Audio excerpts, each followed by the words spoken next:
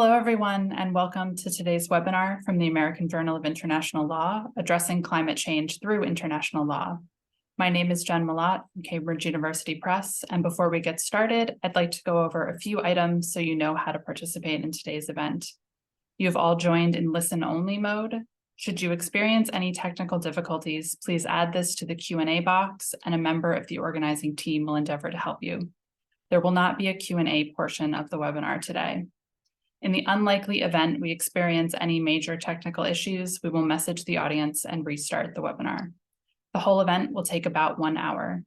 To get everything started, I'm delighted to turn things over to Monica Hakimi, who will introduce the panelists. Hi, everyone. I'm Monica Hakimi. Thank you for being here today. I'm one of the editors-in-chief of the American Journal of International Law, along with Ingrid Brunk. And today's webinar is going to be on addressing climate change through international law.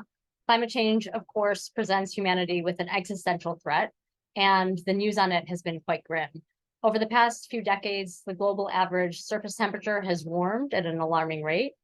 Extreme climate events like massive fires and floods and heat waves have become routine, and the world's carbon dioxide concentrations and sea levels continue to rise, creating the risk that entire states might disappear in the not-so-distant future. At the same time, people in pockets all around the globe seem more focused and intent on actually addressing this crisis, including through international law.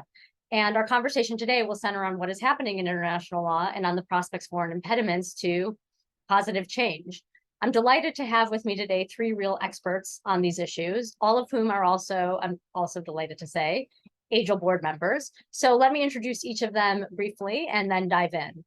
Lavanya Rajamani is a professor of international environmental law on the Faculty of Law at the University of Oxford and a Yamani Fellow in Public International Law at St. Peter's College in Oxford.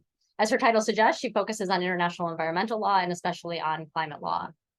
John Knox is the Henry Lauerman Professor of International Law at Wake Forest Law School, and from 2015 to 2018 served as the first UN Special Rapporteur on issues relating to human rights and the environment, which is his particular area of focus. And last but certainly not least, Tim Meyer is the Richard Allen Cravath Distinguished Professor of International Business Law at Duke Law School, and he focuses on international environmental trade and investment law and on the intersections among them. So thank you all for being here and joining the conversation with me. And because efforts to address climate change touch on essentially all aspects of human activity, and therefore tackling it through law, likewise involves a really sprawling enterprise as reflected in sort of the various international regimes that touch on it, I thought it would be helpful just to start and to set the foundation for our conversation by describing just the current international legal landscape in this space. And so, Lavanya, maybe I could start with you and with the international legal regime that is specifically focused on climate change. How does the 2015 Paris Agreement regulate the issue of climate change? And why does it take the approach that it does? It's sort of a quirky instrument, I think, by international law standards. So if you could tell us a little bit about it and why it takes the shape that it does. Thank you, Monica. And thanks to AJIL for inviting me to be part of this webinar and to be part of this really fabulous panel. I'm looking very much forward to being in conversation with all of you. So to give you an overview of the international legal architecture related specifically to climate change, although the UN climate change regime has been in evolution for over 3 decades, today the Paris Agreement, the 2015 Paris Agreement, within the framework of the UN Climate Convention, is the principal instrument dedicating to addressing climate change, as I'm sure all of you know. What it does is to identify a direction of travel for the international community in relation to temperature rise. In particular, it identifies a long-term goal of holding temperature rise to well below 2 degrees centigrade and to pursuing efforts to hold the temperature rise to 1.5. It also identifies finance and climate resilience goals, but these are qualitative goals, not quantitative. In order to meet these goals, the Paris Agreement requires states to submit nationally determined contributions every 5 years. There are 2 things that are important to note about this. First, that these are nationally determined contributions, they're not internationally negotiated, and that the obligation to submit a nationally determined contribution is a procedural obligation in relation to the submission merely of NDCs. It's not an obligation of result in relation to the content of what's in the nationally determined contributions or any targets that states have chosen for themselves. And these nationally determined contributions are subject to an ambition cycle. There are many elements of this ambition cycle, but to just highlight one or two, there's an expectation that each successive nationally determined contribution will represent a progression on the last. It will represent that state's highest possible ambition, and it will also represent that state's common but differentiated responsibility in respective capabilities. There is also a global stocktake that is designed as part of the Paris Agreement. It occurs every 5 years. The technical dialogue of the global stocktake is just coming to an end. The first global stocktake is just coming to an end. And in fact, the report of the technical dialogue is due tomorrow, and there's a launch event next week. What this global stocktake does is to assess collective progress towards the long-term goals that I've just spoken about. What is the logic of this approach? Sort of contrary to the Kyoto Protocol, or rather as a step change from the Kyoto Protocol, the defining logic of the 2015 Paris Agreement is one of breadth and then depth. That is to say, first, the Paris Agreement tries to ensure breadth of participation in greenhouse gas mitigation in particular, and then over time, iteratively, it seeks to enhance the depth and stringency of the contributions each country makes. Is this logic actually working? In some respects, it appears to be working. There is near universal participation. There are 195 parties to the Paris Agreement. 193 states have actually submitted nationally determined contributions. 169 parties have submitted a second nationally determined contribution. And there is increasing ambition in these successive nationally determined contributions. 74% of the second nationally determined contributions are stronger than the state's first contribution. So in many respects, it appears as if there is the logic of breadth and then depth is actually working.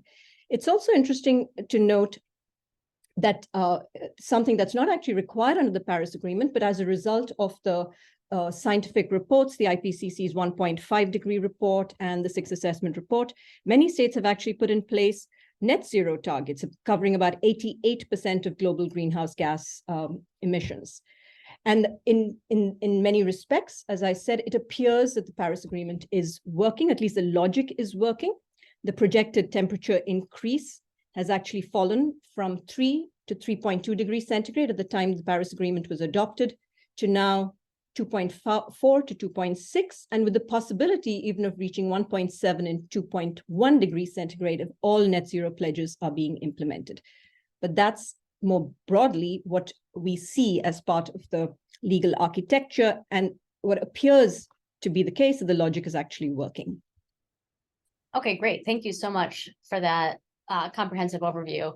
We will come back to the Paris Agreement, but just to continue sort of with the descriptive aspect of laying out the landscape, John, maybe I could ask you, outside of the climate regime in the context of human rights law, what has been happening? You know, what does human rights law have to say basically about this problem? A lot's been happening. 15 years ago, the answer to this question would have been not very much. But over the last decade and a half or so, there's really been an explosion of attention to how human rights law can be brought to bear on climate change. Some of the answers I would say are clearer than others. It's pretty clear that every state has an obligation under human rights law to take reasonable measures to try and help protect its own population and people under its jurisdiction to adapt to climate change. It's also pretty clear that response actions to climate change, for example, new renewable energy projects, have to respect and protect the human rights of those that are most affected by them. So you can't, for example, have a gigantic hydroelectric project, say that it's for climate change, and then kind of skip whatever human rights obligations you might owe to indigenous peoples or others who would be displaced by the project. That's not how that works.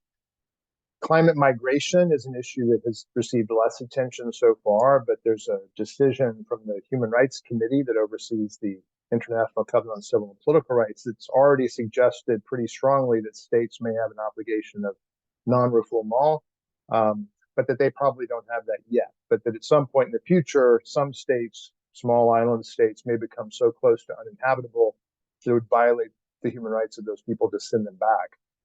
But the biggest issue, of course, is mitigation. And here, human rights law is still, I think, grappling with some pretty difficult issues of extraterritoriality, of shared responsibility, for a collective problem, taking into account historic and current per capita levels of emissions. Those are all difficult issues. And we can talk more about how they're playing out in particular situations. But I think there's a pretty strong trend among at least human rights bodies at the international level and domestic courts to say that human rights and constitutional rights at the national level are extremely relevant to working out these issues. There are just a huge number of cases now, many of which have already been decided, many of which are still pending. And I want to emphasize, I guess, that these cases are largely, the whole development of this area of law is largely driven by advocates bringing cases themselves to tribunals internationally and domestically, and to some degree, human rights expert bodies doing so on their own initiative because of the perceived failure of states and governments to act quickly enough. And as long as that perception continues, as long as there's this strong feeling that states are simply not doing enough through the Paris Agreement and other avenues, then people will turn to human rights arguments essentially out of frustration and a desire to try and, let's say, go outside the box to get courts involved or other kinds of entities and institutions involved to try and push movement faster. Okay, great, thank you. And then, Tim, just to continue to your neck of the woods, how does international trade law get at climate change? And have countries, I mean, historically, my understanding is, although you can correct me if I'm wrong, international trade law has not directly, at least, addressed questions relating to the climate. And to the extent that it's addressed environmental issues, it has done so in a difficult way. It's been a difficult balance. And so part of the question, I guess, is not just how does it get at the issue, but what kinds of changes have we seen in recent years in doing more on climate or on the environment more generally, either through the WTO or through more regional arrangements? Sure. So, I would say, as you said, and similar to what John said about human rights, that international trade law for a long time sort of didn't really think about climate change, didn't really deal with climate change, which is unfortunate. Climate change is, to a very large extent, an economic problem. It is, the industrial processes and production that have, to an incredible extent, sort of contributed to the carbon emissions that we're trying to address. And a lot of that carbon is then traded across borders, right? So if you produce, for instance, carbon-intensive steel in China, and then you sell it within the European Union, its consumption of that steel is essentially fueling carbon-intensive production in another country. So to an incredible extent, climate change is an international trade problem. But the basic architecture of the international trading system was established in 1947 with the General Agreement on Tariffs and Trade, before we were really thinking about these things. And so the way that the trading system is set up, particularly the GATT, the WTO rules, is through what we often call a norm exception framework. There's a set of norms that are designed to basically require states not to discriminate against the commerce of other countries, and there's limits on tariffs and these kinds of things.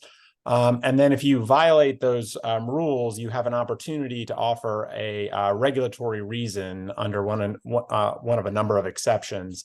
And a couple of these exceptions are relevant to climate change. There's an exception for human and animal life and health. And then there's an exception for the conservation of exhaustible natural resources. And for a long time, GATT panels and even WTO panels after 1995, it took kind of a narrow view of those exceptions. And so you were kind of left with this situation in which there were no affirmative climate change obligations under the trading system. So this is different, obviously, than the climate change system itself, even different than human rights, just really no affirmative obligations.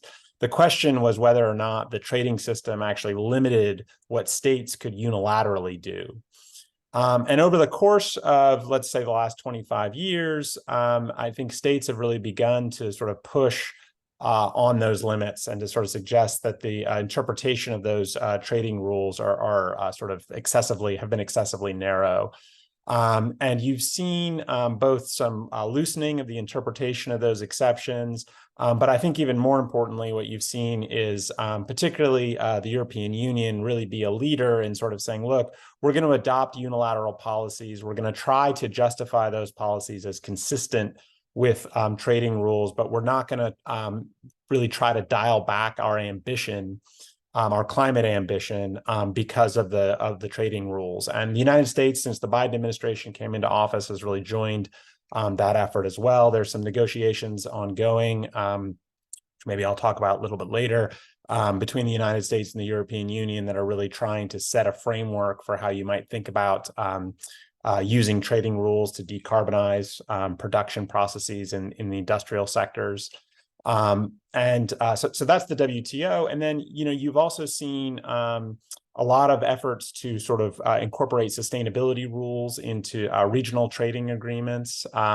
Again, the European Union has been a leader in this. The United States has also tried to incorporate these rules. A lot of these rules basically just require compliance with environmental treaties. I think they're probably not quite at the level that we would like to see if we were to sort of imagine kind of really affirmative commitments to address climate change. One of the major issues that folks have been trying to get taken up within the trading system is fossil fuel subsidies. Trade agreements have rules on subsidies, but those rules on subsidies basically don't take account of environmental considerations. And subsidies for fossil fuels are a major contributor to the overconsumption of fossil fuels. And just eliminating those subsidies or reducing them would go a long way towards reducing carbon emissions.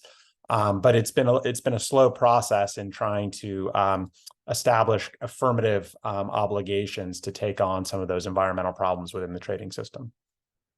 Okay, well, thank you. And so maybe since it's the trade regime that imposes impediments or potentially imposes impediments, maybe we can move in that direction. And I can start this time with you, Tim, and ask you sort of like the follow-up question to what you were saying, which is, okay, so some states are trying to expand the exceptions so that they can take measures to deal with the climate problem. But so long as we have this sort of like norm exception framework where you have to come up with a justification, a state needs to come up with a justification for what it is they want to do, as opposed to having, first of all, an easy ride, or second of all, an obligation. Does trade law, in your view, still hinder something like a green transition, and can it do more, not just not to hinder, but affirmatively to enable? Yeah, so I think that we can see that we can see effects in terms of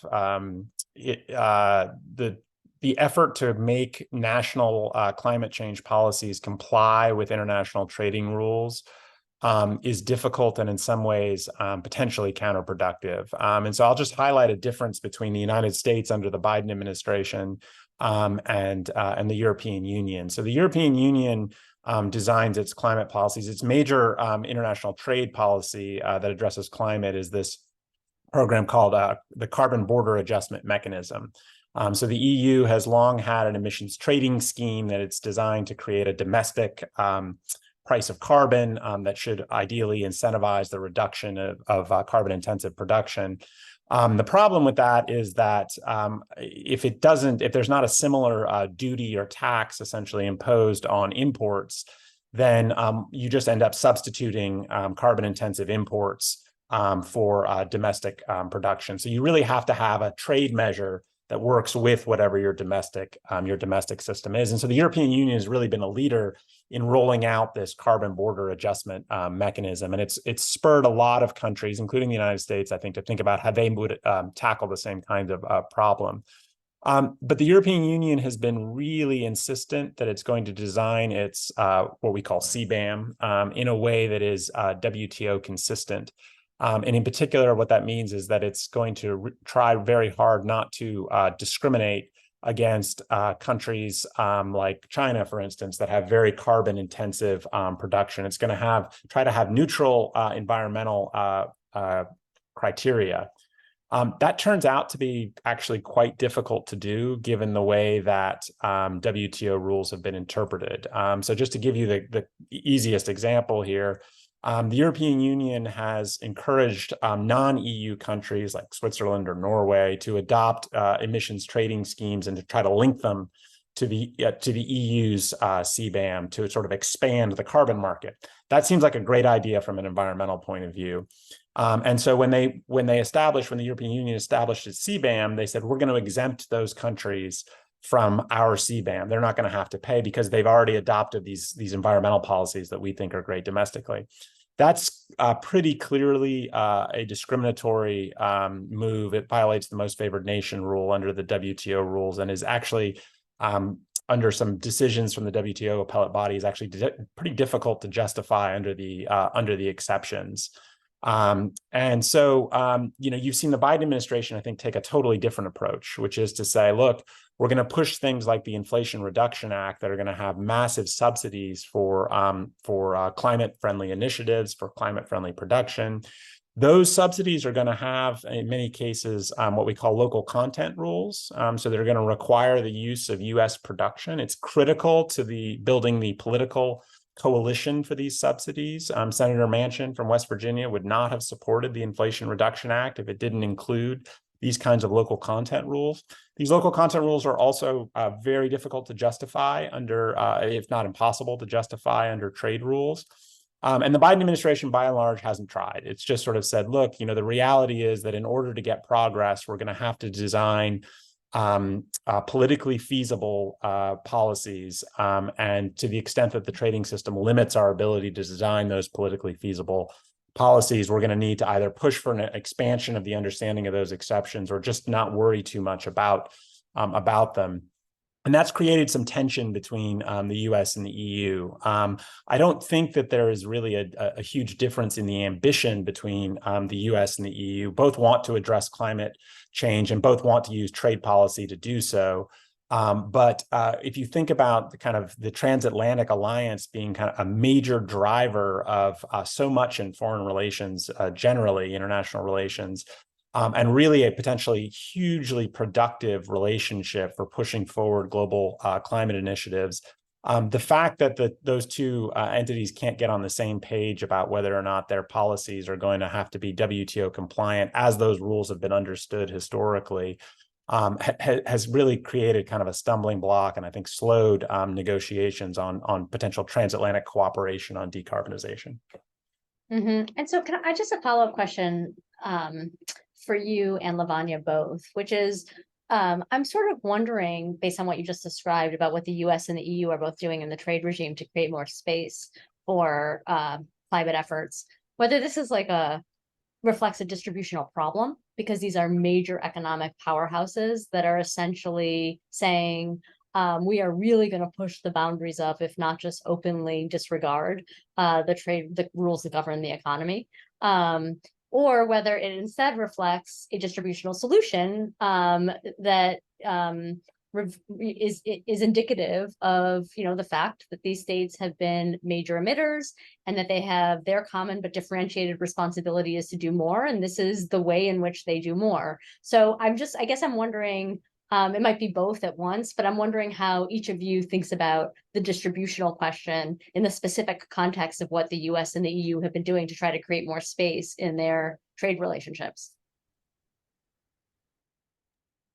So I'll keep going since I was already talking. So, I think one of the criticisms that has been leveled at both the EU and the United States, although I think is more frequently leveled at the United States, is that these policies are essentially green protectionism, that they are actually not respecting the principle of common but differentiated responsibilities, because they are essentially not going to permit developing countries to engage in the same kinds of economic development that developed countries engaged in, right? We had our Industrial Revolution.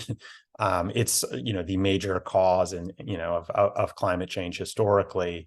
And so the idea that a trade policy would essentially not allow those countries to access developed countries' markets as a means of essentially climbing the sort of global value chain, I think really strikes some developing countries as not consistent with the common but differentiated responsibility. The distributional problem that I think it does solve, these trade policies do solve, is really internal to those developed countries, because the EU and the United States, we've seen, and this is, I think very clear with the Brexit vote in the UK, as well as the 2016 election here in the United States and the sort of aftermath of it, that there's been significant disruptions to segments of society that have historically relied on the industrial economy, that they're not competitive, and they're willing to sort of disrupt politically the domestic process. And so, some of these policies, I think, are designed to enable climate action by building a coalition with those sort of historically industrial-oriented segments of the community and society, and allowing them to share in a green transition. And so there is a little bit of a trade-off there, where you're solving a distributional problem with economically challenged sectors of communities in developed countries, but potentially doing so at the expense of the ability of developing countries to access markets as part of a program of economic development. Thank you, Monica. Just to add to what Tim has been saying, I think from the perspective of the international climate change regime, though, there is a tension between the approach that the Paris Agreement in particular, but the UN climate regime takes, and the approach you would take from a trade perspective, trade law perspective, because what the Paris Agreement does is to allow states to adopt nationally determined efforts. So there are a diversity of approaches there. And in a sense, it allows different self-differentiation. So the whole notion of common but differentiated responsibilities has actually evolved in the climate change regime from being in the Kyoto Protocol, a top-down prescribed differentiation of efforts, to self-differentiation. Parties are choosing for themselves what they do. And if that is the case, then having trade policies and border adjustment measures try to counteract that, when there are a diversity of approaches actually allowed under the Paris Agreement, does create tensions. And this is a tension that has been addressed in the negotiations over the years, usually on the sidelines of the negotiations. It is put on the agenda. It was put on the agenda some years ago, now probably 8 to 10 years ago, when the EU tried to extend its EU emissions trading scheme and the aviation scheme beyond its national borders. And in fact, at that time, the US objected very strenuously to it itself. There was an alliance between the US, China, and India. So there's a fairly powerful alliance against the EU at the time. And these issues were put on the agenda, and they were hugely controversial, the idea of unilateral measures taken by countries. So I think there are some tensions there that need to be addressed, because the kinds of approaches that are being taken are very different. Thank you. Okay, thank you. And so, John, let's get back to the human rights regime and ask the question of how much, you mentioned earlier that human rights law is growing and is inching toward creating more robust obligations on states to actually take measures to address climate change. But you also mentioned that specifically in the context of mitigation, there are just some real difficulties that human rights law needs to work through. So I guess I'd like to hear a little bit more about what some of those issues are that human rights law is working through. And whatever those issues are, how much of a difference do you think human rights law can actually make in this space? So, one of the common criticisms of human rights law, I personally think it's overstated, but nevertheless, there it is that human rights law actually does not make that much of a difference on state behavior. And so why here in the climate space, if not as much as many would hope in other spaces in which human rights are abused? Sure. So first, with respect to the obstacles or issues, I think one obvious one from a human rights perspective is the whole question of extraterritorial obligations. Human rights law, unlike international environmental law, is focused on internal harm, for the most part, internal obligations. States drafted human rights treaties from the international covenants on civil and political rights and economic, social, and cultural rights, primarily concerned about how states treat their own nationals and others within their own territorial jurisdiction. Now, this question of extraterritorial scope of human rights obligations is certainly one that comes up in a lot of different contexts. And over time, human rights law has tended to expand the idea of the obligations of states to those beyond their borders, again, already, even without the environmental kind of impetus. But climate change, of course, raises that extremely clearly. So what obligations does the US government or what obligations do European states have towards those outside their own jurisdiction? It's kind of a fundamental question in deciding exactly what it is they have to do. I have to say, so far, human rights bodies are pretty willing to say that extraterritoriality should be overcome, at least as an obstacle. To give you just one example, and I realize this is a non-binding decision, so it will kind of take me to your second question, but to give one example from last year, the Committee on the Rights of the Child, which oversees the Convention on the Rights of the Child, which I might note basically every state in the world belongs to, with one exception, the United States of America. The committee heard a complaint brought by Greta Thunberg and a number of other student, youth activists from around the world against 5 states who happen to have accepted the jurisdiction of the committee to hear these kinds of complaints. It ended up dismissing the complaint, saying that they had failed to exhaust their local remedies. However, on the way, they made a very strong statement that basically states do owe obligations under the convention to children who might be harmed by the actions within their territory, even if those children are outside their territory at the time. So I just use that as an example to say I think human rights bodies are definitely moving to rather quickly to say that that's not a real obstacle. Now, how much difference any of this will make? Well, I mean, it's always interesting to me to hear the kind of the human rights makes no difference argument in the context of the environment, because obviously in the environmental context, there's just an enormous amount going on here. And I always kind of wonder, why do critics think people are spending all this time on this if it just is for their own personal amusement or something? I mean, in other words, as I said, this is being motivated by advocates spending an enormous amount of time over the last decade or more, bringing these cases, preparing them, arguing them, and so forth. Why would they be doing that if they're not seeing any kind of results? In fact, they are seeing results. Let me just give you one example. Probably the most successful case yet decided by any court on climate is the Urgenda case brought against the Netherlands. And while that was a domestic decision, it was issued by the Dutch Supreme Court, essentially saying that the Dutch government had to move more quickly to reduce its greenhouse gas emissions.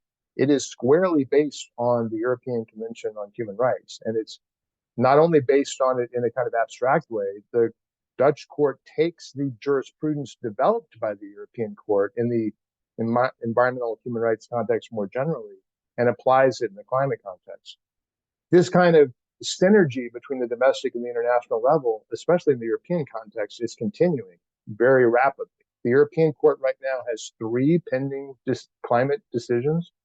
One of them in particular, the one brought by Swiss senior women, has carefully exhausted their local remedies. It is procedurally ready to go, and it pretty squarely presents the European court with the question, do you agree with the Dutch court's interpretation of the European Convention on these issues? And if so, and if it issues a decision to that effect, it will not only, of course, affect Switzerland quite directly, but it will also affect the other 40 plus European countries that belong to the European Convention. So again, there are many pending Urgenda type cases in Europe right now, but they would be supercharged if the European court issues a decision that essentially reinforces that rule. I could go on in other parts of the world as well. Europe is obviously kind of exhibit A here, but I think it's a big mistake to put that aside and think that Europe is somehow unique. Europe in the climate context is extremely important. So if human rights, all it does is move European countries more quickly, that's still quite important. And as I could go, I won't go on right now, but I think there are similar cases, similar efforts going on in other parts of the world as well. Will this affect every country in the world? No. Is it going to move China? I seriously doubt it. But nevertheless, it is having some effect, and that is why it is increasingly being turned to by these advocates and courts and human rights bodies that are trying to find ways to address the climate crisis. Okay, great, thank you. And so Lavanya, back to you. I think you very helpfully laid out sort of like the logic of the Paris Agreement. And I remember when the Paris Agreement was initially signed, there was a lot, again, of skepticism about its potential, precisely because of the nationally determined contributions that you mentioned. But I think you really nicely laid out the logic of it and said, like, look, within the terms of its logic, it is working. And even outside of the terms of its logic, just in objective measures, it is actually helping in certain ways. And so I guess I want to ask you the question, like, what are the limits of this logic, and how much do you think it is helping? And how much do you think, and the logic of it is helping, and how much do you think what is doing the work are some of the other things like the grassroots movements that John was just addressing? Thanks, Monica. I think I ended my earlier remarks by sort of taking a more optimistic approach about the fact that actually some of the logic appears to be working, but I was quite careful about saying it appears to be working, because much of this is around target setting by nations. It's not actually about implementation or finance or support or accountability. So on the target setting front, it's actually working very well. States are iteratively producing stronger and stronger targets, more ambitious targets, but many of these are actually conditional. So I think in terms of, and I think also sort of following on from John's remarks, part of the reason there is such a lot of frustration that is leading litigators and climate activists to courts is because of the limits of the Paris Agreement architecture. And these limits are actually designed limits. They're deliberate limits, because this is a consensus-based decision-making process that produced the Paris Agreement. The agreement is in a very narrow sweet spot between the crisscrossing red lines of parties. So there are very sort of deliberate choices that have been made to sort of protect national autonomy here. And what this is essentially meant is that the nationally determined contributions that parties have produced, they don't actually add up to what we need to get us to the goals of the Paris Agreement, the well below 2 degrees or 1.5 degrees. And in fact, scientific report after scientific report, the IPCC 6th assessment report most recently has actually demonstrated that average annual emissions in 2010 to 2019 were the highest in human history. And the degree of overshoot beyond 1.5 is now inevitable. In fact, I read a report just yesterday saying that the global average temperature had exceeded 1.5, but it's not actually going to be formally declared so until it's been for a sustained period of time. The implemented nationally determined contributions currently put us on track to 10.6% above 2010 levels in 2030. And the IPCC has told us that we need to be 45% below 2010 levels in CO2 by 2030 to have a reasonable chance of keeping temperature rise to 1.5. And there is no mechanism in the Paris Agreement to actually review the adequacy of what countries are doing. And majority of the targets that countries have put forward, which they're iteratively increasing, are actually conditional. So 78% of the NDCs in the first round were conditional, many of them on the provision of finance, and the finance isn't there. There was a commitment under the Paris Agreement, sort of reinforced under the Paris Agreement, but from earlier years, to produce $100 billion per year by 2020, and that has not yet been met. And in Glasgow, this was recorded as a matter of deep regret. And the IPCC 6th assessment report said that we needed financial flows to be 3 to 6 times above what they were right now to keep temperature rise to 1.5 to 1 to well below 2 degrees. So it's clear that however the logic appears to be working, the reality is that in terms of implementation, in terms of adequacy of what states are actually doing, we're not there. In fact, we're far from where we need to be. And just a final point on sort of the limitations of the Paris Agreement. The Paris Agreement also deliberately stepped away from deciding on fairness issues. There are a few stray references to equity and fairness, and there are a few avenues for it. And I could talk about this more if there's any interest later or time. But it does not address the issue of what fair shares. And sort of follow on also from John's sort of reference to the Portuguese children's case against 33 European countries, one of the 3 cases that are before the European Court of Human Rights. One of the issues that's been raised there is what is each state's fair share? And the reason it's being raised in national courts and regional courts is because it has not been addressed in the international regime. And if you go to court and say, well, this state is not doing its fair share, the next question is going to be, how do we determine fair share in a context of a global collective action problem? There are many other fair shares we need to determine. And all of this, the Paris Agreement deliberately steps away from because it's deeply contentious and proven to be perpetually resolvable. So there are many issues the Paris Agreement does not touch. And the ones it does, there are limitations in respect of how it can actually address them or engages these issues, hence the need for human rights. And it's been transformational, I think, in this space in many respects. Okay, well, thank you. So Lavanya, you got my hopes up after your last comment. I thought, oh, it sounds a little bit more hopeful than I had understood. And now I'm back to where I was before. So John, maybe you can help lift my spirits again and tell me a little tell me a little bit about some of the litigation. So you said, like, look, this is happening because advocates understand that states are not doing enough and they're pushing, and the judicial mechanism, especially in Europe, but not exclusively in Europe, has been a really fruitful possibility. So tell us a little bit what has been happening with climate-based and rights-based litigation on the climate. And I'd love to hear a little bit more about the relationship between what's happening, again, from an advocacy perspective, and the international plane in relation to what's happening in various domestic space systems. Sure. So, so first, there is activity, let's say, at all levels of the international and domestic space on this. I mean, starting at the very top, earlier this year, the General Assembly decided by consensus to request an advisory opinion from the International Court of Justice on climate change. And while it is not limited to human rights, the proponents, I mean, it's really a remarkable story for people who aren't familiar with it. It really started from an effort by students in Vanuatu, which kind of caught fire, so to speak, and ended up in this kind of international movement. In any event, the proponents are very aware that let's say, the most dynamic space here in the last few years has been human rights arguments. And so the ICJ is going to be expected to issue a decision on this. The European Court, we've already mentioned, the Inter-American Court of Human Rights has also been asked to issue an advisory opinion. The International Tribunal on the Law of the Sea has been asked to issue an opinion. I have read multiple amicus briefs arguing that it should take into account human rights there as well.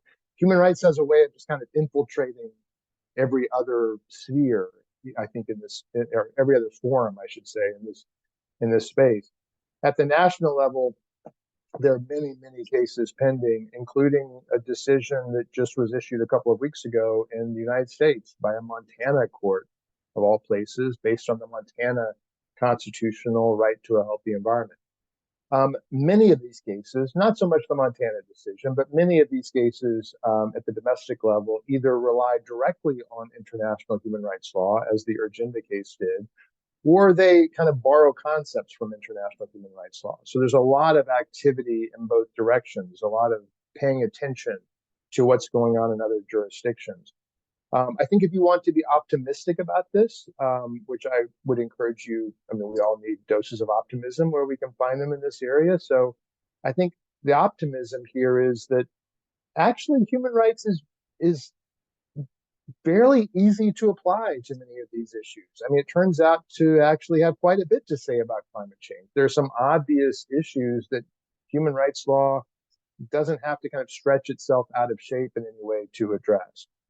Having said that, I just want to come back to what Lavanya said about fair share. The political difficulties with determining fair share, let's say, also give human rights tribunals, I think at the international and the domestic level, pause. They are not very comfortable either saying, we are going to determine for the world what everyone's fair share should be of this. I don't expect them to do that. I think that I would be shocked if the ICJ came anywhere close to saying that. Instead, what they've done in some ways is try and borrow from the political commitments that states have been willing to make to say, look, I mean, this is the Urgenda case did this, I think, most successfully, to say, look, Netherlands, at a minimum, you should be expected to do what you yourself have recognized is your minimum fair share in this. And to that degree, the states' political commitments and their NDCs, even though they're not legally binding under the Paris Agreement, are beginning, I think, to have the potential to take on normative weight in human rights forums, because human rights bodies, again, at the international as well as the domestic level, are more likely to look at that and say, well, you yourself are saying quite formally, this is what you think is necessary to avoid catastrophic harm from climate change. We, the Human Rights Tribunal, are in a position to say, you have a human rights obligation to avoid that catastrophic harm. Well, at minimum, then, you should have to do what you've said you should have to do, shouldn't you? I mean, what arguments can you make against that? It will be very interesting to me to see how bodies like the Inter-American Human Rights Court address these issues. The Inter-American Court has traditionally been quite progressive and willing to tell states they should do things. The order of these decisions, I think, will be important. If the Inter-American Court and the European Court both issue fairly strong decisions in the next year, which I'm not predicting that they will, but it'd be nice to hope that they will, I think that will put increasing pressure on the ICJ to issue an advisory opinion that reflects those decisions. Again, none of this is a panacea. None of this is going to solve all the problems, but I do think human rights will be continued to be resorted to for all the reasons we've discussed. And I think courts and tribunals, I expect, will continue to respond with increasingly urgent calls on states to take the steps that they've agreed at some level are necessary to be taken. Tim, back to you. Tell me if I'm wrong, but my understanding is that litigation is not a huge instrument for getting the trade regime to do more on climate. And so I guess I'm wondering how these developments to which John and Lavanya referred have sort of created more momentum on trade. And specifically, one of our viewers asks what I think is really a wonderful question, which is, do you think, given some of the impediments that you described earlier about taking more action on trade, do you think it's possible or likely that we will see some kind of agreement exempting climate action from the basic scheme of trade, which is, as you said, the norm exception framework? So I would love to be able to say that we're going to see that kind of exemption, but I think the answer is no. There's not. If by general exemption you mean something through the World Trade Organization, the World Trade Organization has not universal membership, but relatively close, and that would be the place to grant that. If you were thinking sort of examples. Just the efforts to get a waiver through the WTO in the context of COVID for intellectual property was a struggle. And the problem is that with over 160 parties at the World Trade Organization, the institution's negotiating mechanism operates by consensus. There's been a real reluctance to try to invoke even sort of supermajority voting in that institution. And it's just been a real struggle to get the negotiating process moving at the sort of multilateral level. As you say, litigation also is not terribly fruitful in this context. Part of that is because at the multilateral level at the WTO, the way these disputes work is that typically the defendant, the respondent, would be the country that is trying to impose an environmental measure. And so the question is whether they're going to be allowed to do it, not whether or not a country has complied with some affirmative climate change obligations. You could imagine domestic laws. So there is litigation in the United States. There are laws, for instance, on the protection of marine mammals where groups can bring cases before the Court of International Trade, which is a federal court that sits in New York, asking for trade, essentially an order at the domestic level that trade restrictions be imposed. But we don't have anything sort of equivalent to address the kind of climate change problem. And in a lot of ways, I think that's really the kind of the one of the sort of major issues is that we've seen in the trade space efforts to address discrete environmental problems, endangered species a lot of times. Here we're trying to tackle what is basically an economy-wide problem that is systemic. It has a huge degree of distributional implications for both within and across countries. And so, litigating this through the trading system, in particular at the WTO, but also through regional trade agreements is, I think, not likely to yield results. And the negotiating mechanism at the multilateral system, as I said, is jammed up. The best example of this is efforts to sort of curtail fisheries subsidies, which has a climate change impact. So a lot of those fisheries subsidies are actually fuel subsidies. You know, it took over 20 years to get an agreement just to address those kinds of fisheries subsidies. So the idea of getting something sort of general on climate change through the multilateral system, I think, is pretty low. What is, I think, hopeful is the possibility of countries like the United States, with its trading partners, the European Union, being able to do things in smaller groups. And I think the model here is actually an environmental treaty, although I think of it actually as a trade agreement. It's the Montreal Protocol. So the Montreal Protocol was set up to address ozone depleting substances. And the way it got, you know, has, again, close to universal membership. The way it gets that is by imposing trade restrictions on non-members. And so the United States and the European Union have been discussing since October of 21 something called the Global Arrangement on Sustainable Steel and Aluminum.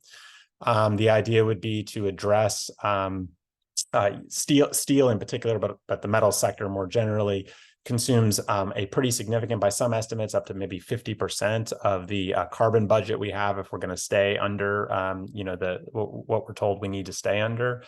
And so, you know, those kinds of bilateral or minilateral frameworks that can then add members over time, you know, I think offers a more fruitful way to get to something like an exemption for climate measures. So the US and the EU, within the context of those negotiations on steel and aluminum, have started talking about, you know, what kinds of, for instance, green subsidy measures might we exempt from limits on subsidies.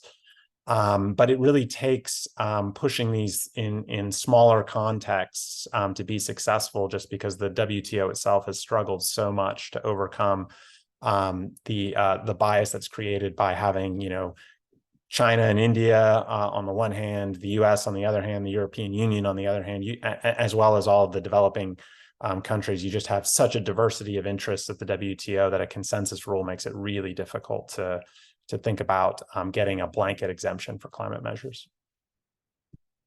Okay, so Lavanya, I see we're sort of running out of time, and I guess I think I would be remiss if I didn't focus just a little bit more on what's happening at the ICJ, for all those ICJ watchers out there.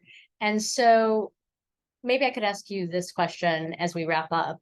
Could you tell us a little bit about what's happening at the ICJ? First of all, what the case is about and how it came to be. And also, like, if you were drafting like the best plausible opinion for the ICJ, what do you think it would look like?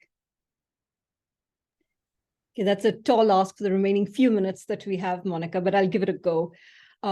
I think the ICJ advisory opinion is the most high profile, as John has already said, of the advisory opinions that are in the pipeline. And this is for several reasons, of course. First of all, because it was sought through a General Assembly resolution, which was sent by consensus, was agreed to by consensus, which we've discussed how difficult consensus is in these respects. So the resolution seeking the advisory opinion was by consensus and 132 co-sponsoring states, and it is the world's highest court.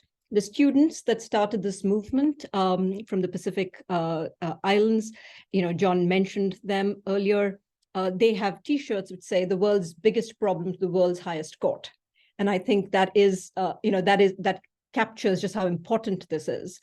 I think in terms of what exactly is being sought from the ICJ here, the question that is posed to the ICJ in this resolution is essentially around the obligations of states under international law to ensure the protection of the climate system. What are these obligations?